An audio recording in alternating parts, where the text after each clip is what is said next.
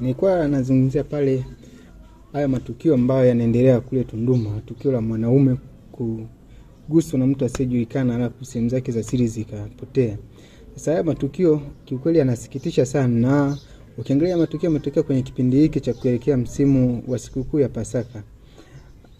Haya matukio yanavyoonekana navyo tazama ni muonekano wa matukio yanayohusishwa na imani za kishirikina. Ukweli sheria ya Tanzania ipo, lakini sheria haihusiani sana na mambo yanayohusiana na imani za kishirikina. Kwa ni kusihi ndugu yangu ama wewe rafiki yangu, ukae makini na haya matukio.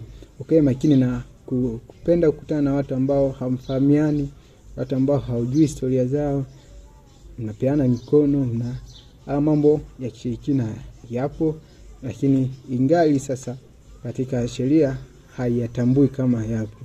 Sasa haya mambo yanayoendelea kidogo yanatia wasiwasi, lakini pia yanatia uchungu sana. Kwa hiyo nikusihi uwe na umakini sana katika watu unakutana nao. Umakini unahitajika. Sasa kipindi hiki cha kuelekea kwenye sikukuu, dunia imebadilika. Sio kila mtu unayeonana naye ni mtu wa kumwamini. Sio kila mtu unayemuona amesimama pale au ni kuna marafiki, hata marafiki wengine wanaweza kukutapeli, kufanyia vitu vya ajabu, sio watu wa kuamini. Kwa hiyo kuelekea huu msimu wa sikukuu ni kusihi tu uwe makini, lakini pia take care, kwa sababu dunia sasa hivi inabadilika, dunia inakimbia, ulimwengu unabadilika sana, watu wanakuwa na roho za kinyama, roho ambazo hazieleweki. Watu wanatafuta pesa kwa njia ambazo hazieleweki, njia ambazo zinagharimu maisha ya watu wengine ili wenyewe wapate kuingiza kipato au wapate kuingiza pesa. Kwa hiyo nikusihi take care, kuwa makini, ongeza imani yako, hii itakusaidia.